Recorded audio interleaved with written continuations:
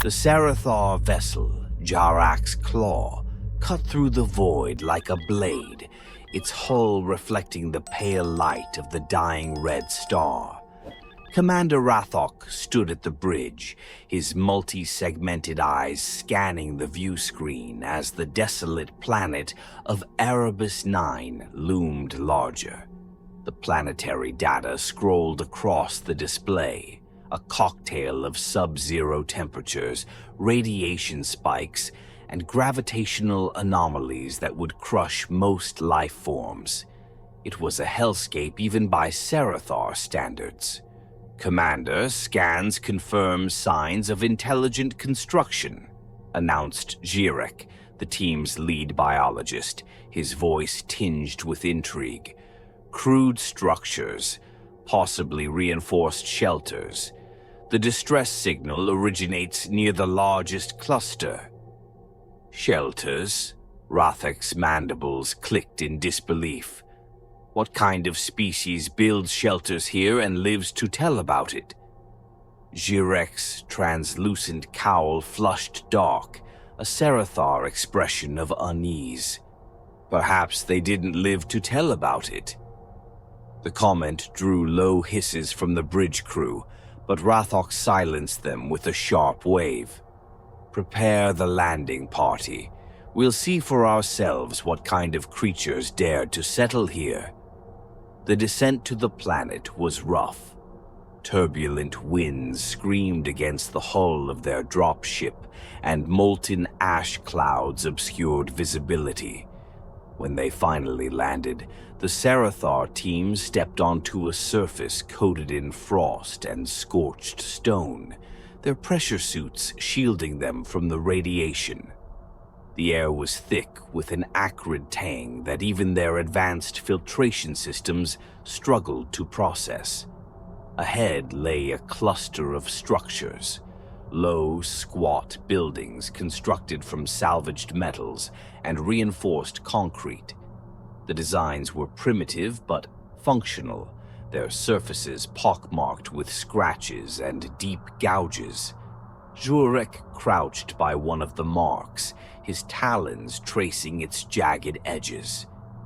"These aren't weathering patterns," he muttered. Something did this." Rathok ignored him and signaled the team to move forward. The buildings were silent, their interiors stripped bare. It was as though their inhabitants had fled in a hurry, leaving behind only faint traces of their existence. The Serathar found scattered remnants, crude tools, half-melted ration packs, and scratched data pads. Most of the data was corrupted, but one pad remained functional. The screen flickered to life, displaying a grainy recording. A human, thin, pale, with hollow eyes, stared into the camera. His voice was hoarse, each word dragging like a claw through gravel. "If you're seeing this, it's too late. We thought we could outlast it, thought we could kill it. We were wrong. It learns, it waits. The recording distorted, the image fracturing. When it returned, the man's voice was barely a whisper. "You shouldn't have come here. It's awake now." The message ended, leaving a heavy silence in its wake. Even Rathok, seasoned by countless campaigns, felt a cold unease seep into his core. "This is human weakness," he finally said, his tone dismissive. "They built their death traps and fell to a predator they couldn't handle. Typical prey species." Jirek hesitated before responding. "And yet they survived long enough to build these defenses. To warn us," the commander hissed. "Warn us of what? That they were unfit to live here. Let's finish the sweep and leave this wasteland behind." The team pressed on, exploring deeper into the settlement. They found evidence of battles, burn marks, spent ammunition casings, and walls smeared with dried fluids that didn't match any known human physiology. As night fell, the Serathar activated their bioluminescent strips, casting eerie green glows across the landscape. Then the first signs of it appeared. It began with faint movements at the edges of their vision. Shadowed figures that disappeared when directly observed. The air grew heavier, carrying a low-frequency hum that vibrated through their exoskeletons. Rathak brushed it off as interference from the planet's magnetic fields, but Zurich grew increasingly agitated. "Commander, there's something anomalous about this place," he said. "The bioscans are picking up traces of organic matter everywhere. It's in the soil, the walls, even the air." "Then it's a hive," Rathak growled. "Probably scavengers picking off the weak. We'll find their nest and burn it out." They followed a trail of footprints leading into the heart of the settlement, where a large dome-shaped structure loomed. Inside, the temperature dropped sharply, their breath misting even through their pressurized suits. The walls were coated in a dark, pulsating substance, its surface glistening as though alive. Zurich crouched again, taking a sample with his multi-tool. The material writhed under the probe's touch, releasing a faint hiss. Zurich's voice trembled as he analyzed the data. "Commander, this isn't natural. It's integrating with the environment, adapting." Before Rathak could respond, a shriek pierced the air, so loud and guttural it seemed to bypass their auditory receptors and reverberate directly in their minds. The team spun around, weapons drawn, but the source of the sound remained hidden in the shadows, and then they saw it. Just a flicker at first. A mass of shifting, writhing tendrils slithered through the darkness, illuminated only by the team's lights. It was vast, amorphous, and disturbingly silent despite its size. When it moved, the walls themselves seemed to quiver. "Fall back!" Rathak bellowed, firing his plasma rifle. The shots struck the creature but dissipated, absorbed into its glistening surface. It surged forward with impossible speed, snatching one of the warriors in its tendrils. The Serathar screamed as the creature began to dissolve him, his body fusing grotesquely with its mass. Panic erupted. The team fired wildly, their shots illuminating the creature in brief, nightmarish flashes. Zurich shouted over the comms, his voice frantic. "It's not just hunting us, it's consuming us. We need to..." Another warrior fell, his screams abruptly silenced as the creature enveloped him. Rathak grabbed Zurich and dragged him back toward the exit. "Retreat! Now!" They burst out into the open air, their breaths ragged. Behind them, the dome quaked, its walls buckling as the creature forced its way through. The surviving Serathar ran, their retreat marked by distant guttural sounds that echoed through the settlement. Back at their dropship, they found their comms dead and the engines unresponsive. The hull bore the same dark, pulsating substance as the dome, spreading like veins. "It's awake now," Zurich whispered, his voice barely audible. Rathak's claws tightened around his weapon. For the first time in his career, he felt truly outmatched. The camp was in chaos. The Serathar survivors huddled in the shadow of their stranded dropship, its sleek hull now grotesquely veined with the black organic growth spreading from Erebus 9's surface. Commander Rathok paced before them, his segmented eyes fixed on the dark horizon.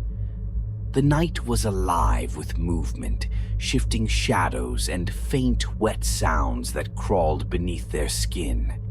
"We need to move," Rathok growled, breaking the tense silence. "Whatever that thing is, it knows we're here.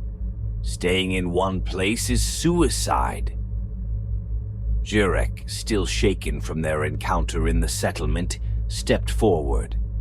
"Commander, we don't even know what we're dealing with. This isn't just a predator. It's something else. It consumes and changes everything it touches.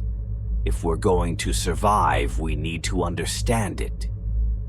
Rathok glared at him, mandibles clicking in frustration.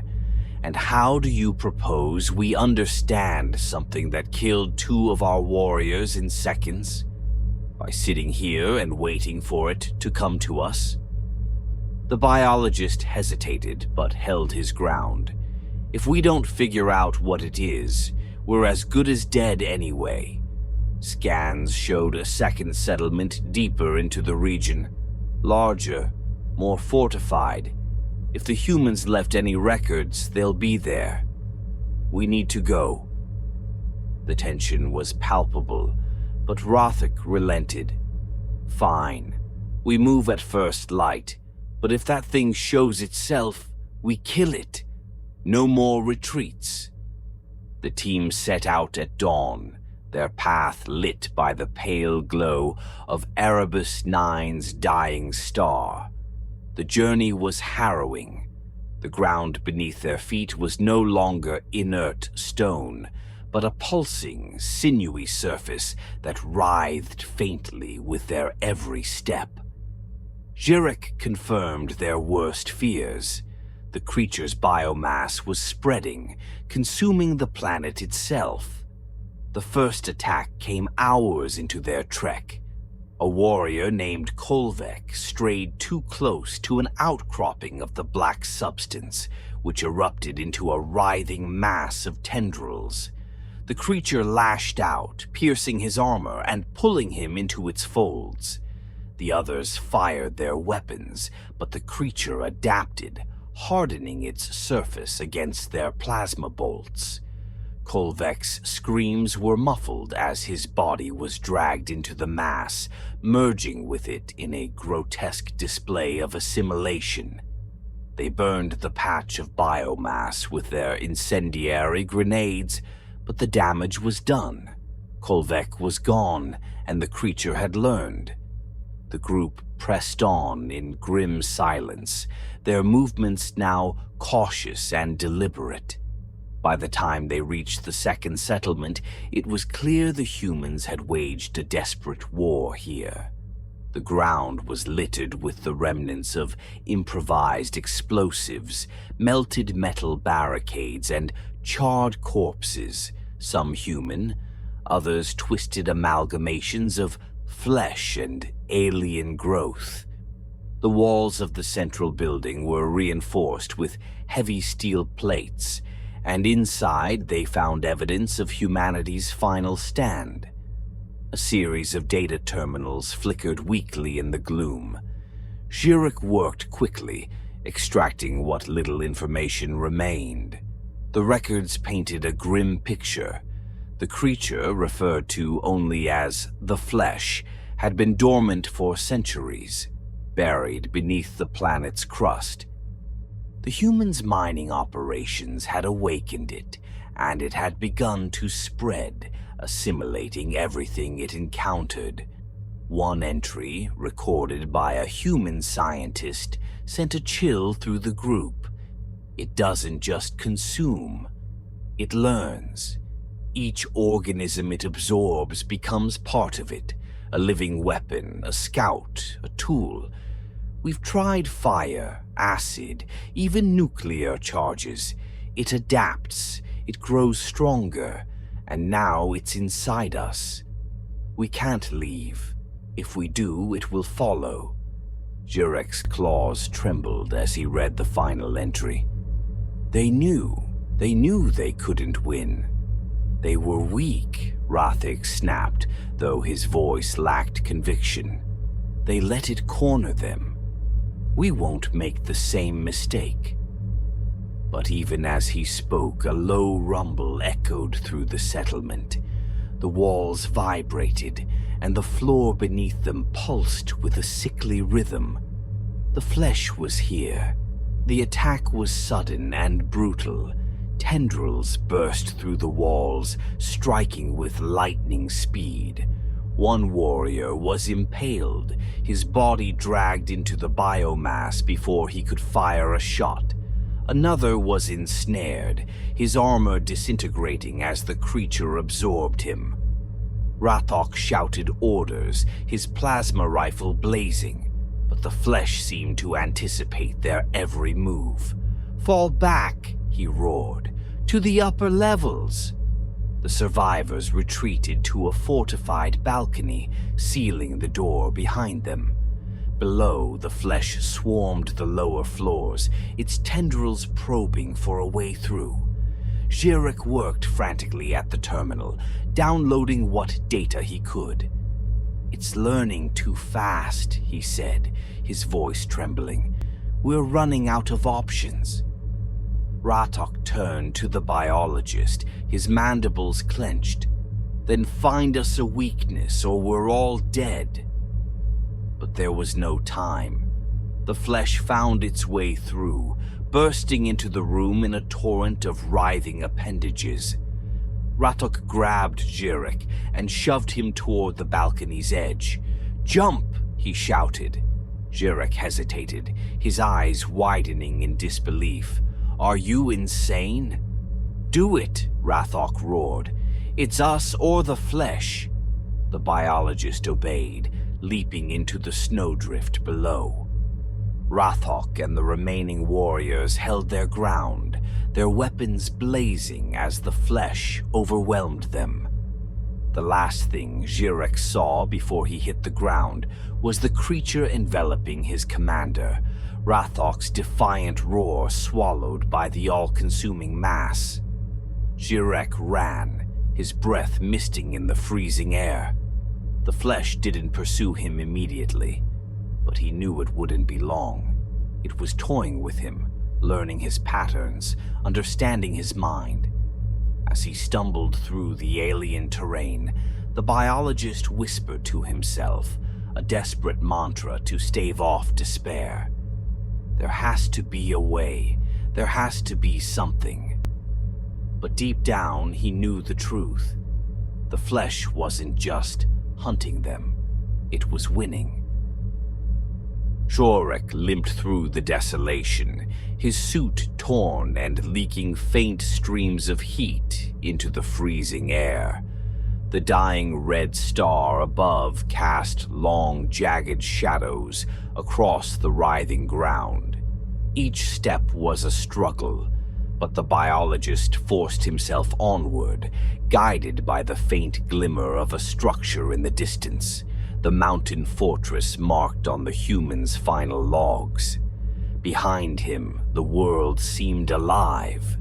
The dark biomass that covered Erebus 9 whispered and pulsed, tendrils weaving through the terrain like veins. It wasn't chasing him outright, not yet. The flesh was patient, confident. It knew he had nowhere to go. By the time Jirek reached the fortress, the sun had dipped below the horizon, plunging the planet into a suffocating blackness. He activated his suit's light array, illuminating the entrance. A reinforced steel door, battered but intact.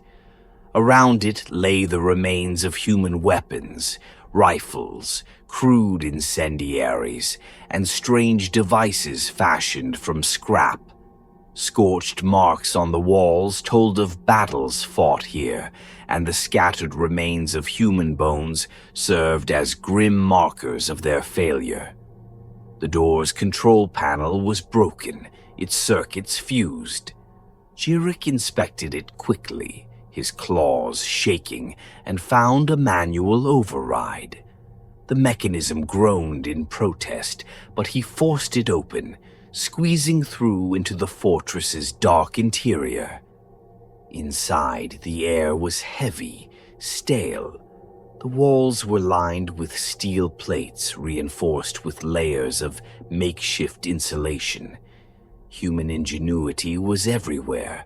Pipes rigged to carry heat, vents to distribute oxygen, even small hydroponic gardens, long since withered.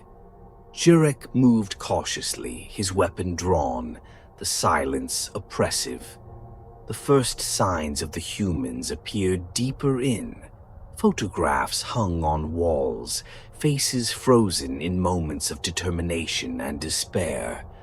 Notes scrawled in a language Jurek couldn't fully translate lined the halls. But the most unnerving were the messages scratched directly into the metal walls, frantic, jagged phrases that needed no interpretation. It's inside us. We are its hands now. Do not leave. Do not let it leave. Jurek swallowed hard and pushed forward, guided by his scanner. He followed a path through the winding corridors until he reached the command center. The doors were ajar, the interior faintly illuminated by a single, flickering console. He approached it cautiously, wiping away a layer of frost from the screen. The console came to life with a groan, displaying the last recorded log of the fortress commander. The human's face appeared on the screen, gaunt, hollow-eyed, and smeared with grime. His voice was ragged, each word dragged out with visible effort. If you're hearing this, then you've already made the worst mistake of your life. The recording continued, recounting the story of Erebus 9's downfall. The humans had come to the planet as pioneers, drawn by its rich mineral resources and the promise of untapped potential. They had survived its radiation, its sub-zero temperatures, and its savage storms. But they hadn't survived the flesh. It learns, the human said, his voice breaking. That's what we didn't understand at first. It's not just alive, it's aware. It adapts to every threat, every tactic. Fire, explosives, containment. We tried everything, and it used each failure against us. Jurek leaned closer as the commander's voice dropped to a whisper. The worst part isn't the killing, it's the taking. The flesh doesn't just consume, it makes you part of it. I've seen my friends' faces staring back at me from its tendrils, heard their voices echoing from the walls. It doesn't just destroy, it replaces. The log ended abruptly, leaving only static. Jurek sat back, his mind reeling. The humans had fought the flesh not just with weapons, but with their very lives, holding it at bay as long as they could.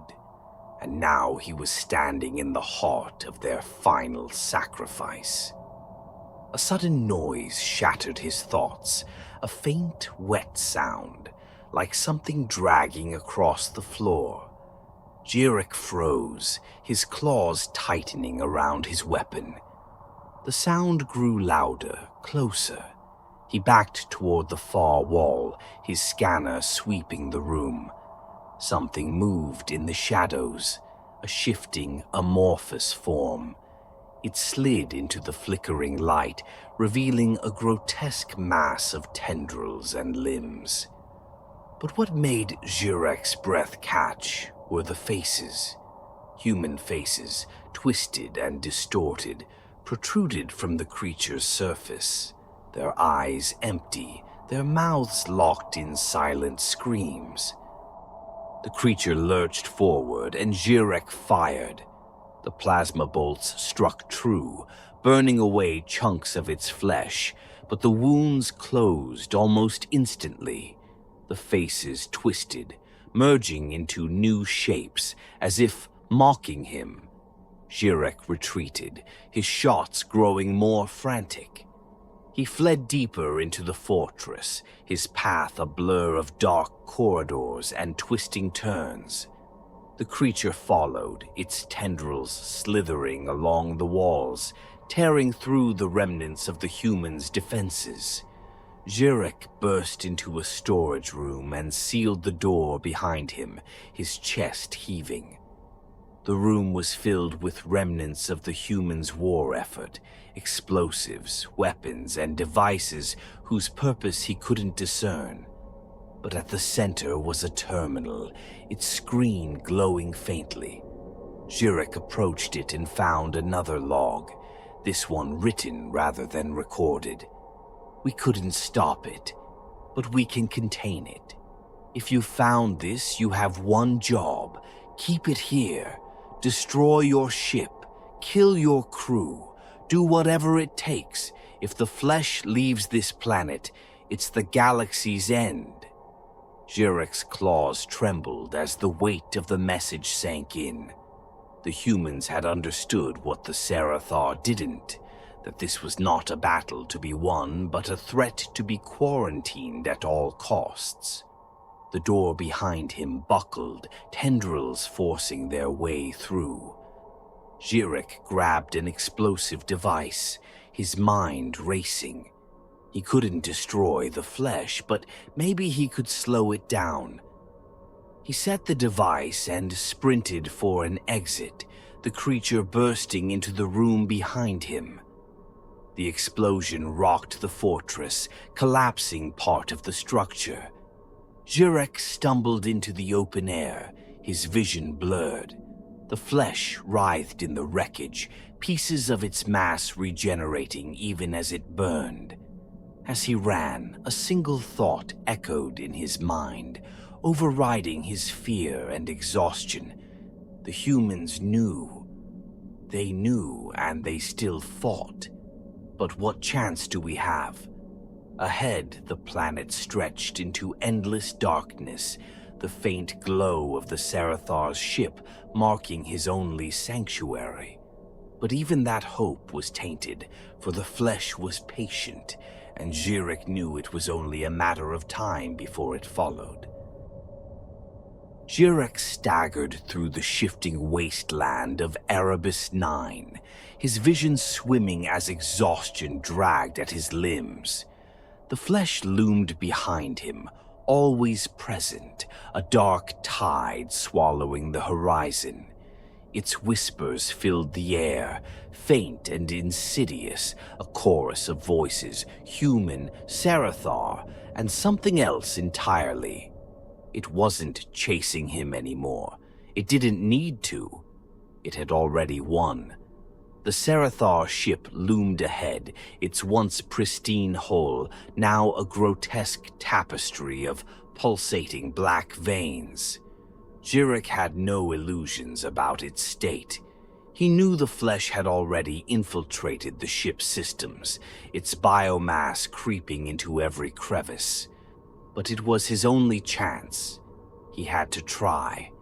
As he approached, the entry hatch groaned open, the sound too organic, like the grinding of bone.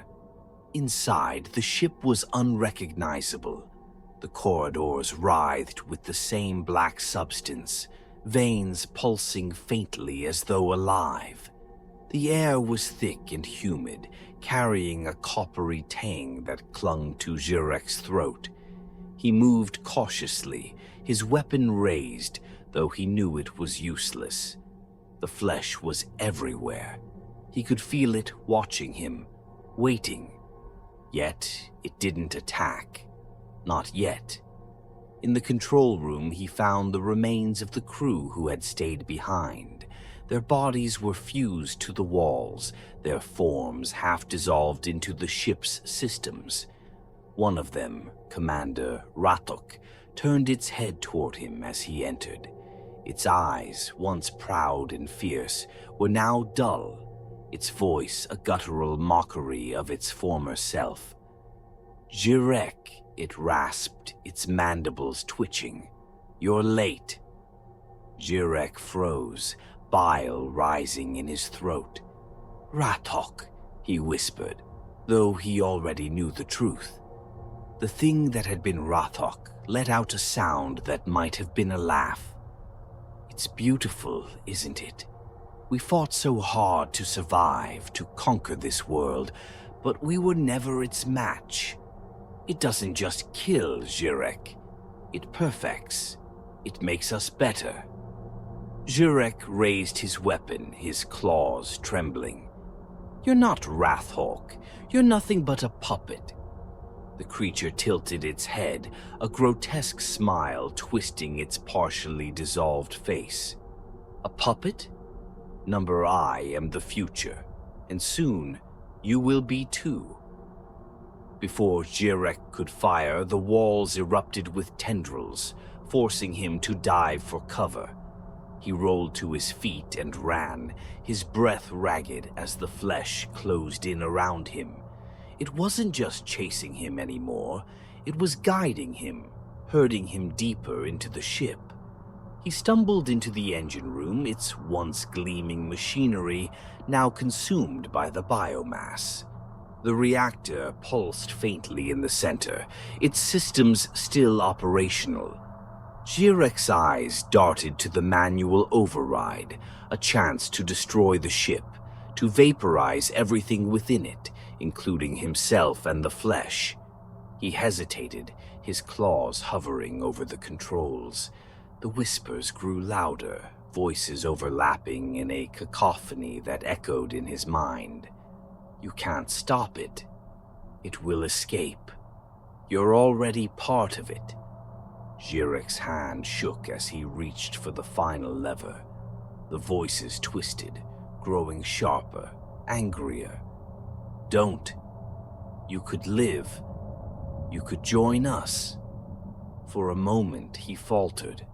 The weight of the decision pressed down on him.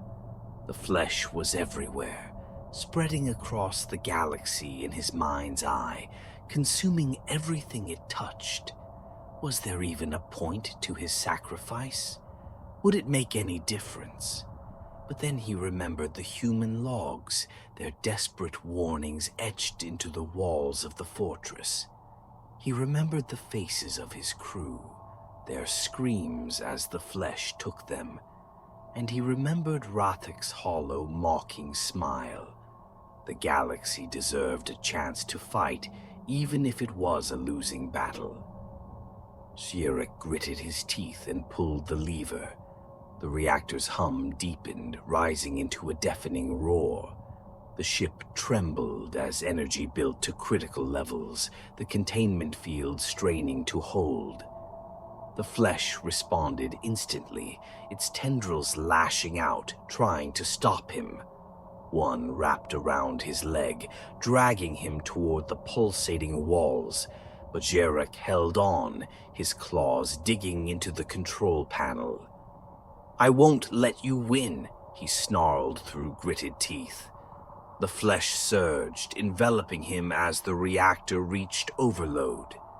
Jirek screamed as the biomass tore into him, his body dissolving, his mind filling with the horrific collective of the flesh. In those final moments, he felt its vast intelligence, its boundless hunger. It was ancient, relentless, and terrifyingly aware. It wasn't just consuming worlds, it was becoming them. The last thing Jirek saw was a burst of blinding light as the reactor detonated, the explosion ripping through the ship and everything around it. The flesh howled, its voice reverberating through the planet. And then there was silence. For a moment, Erebus 9 was still. But deep within the planet's surface, far from the blast's reach, the flesh stirred. A single tendril twitched, its edges glowing faintly with absorbed energy. Slowly it began to grow again, spreading through the veins of the world. Above, in the wreckage of the Serathar ship, a faint signal blinked to life, a distress beacon, automated and relentless. It broadcast into the void, a call for help to anyone who would listen. The final words of the human's warning echoed faintly in the dark. Do not let it leave. And yet, it was already too late. The galaxy would come, drawn by the beacon, and the flesh would be waiting.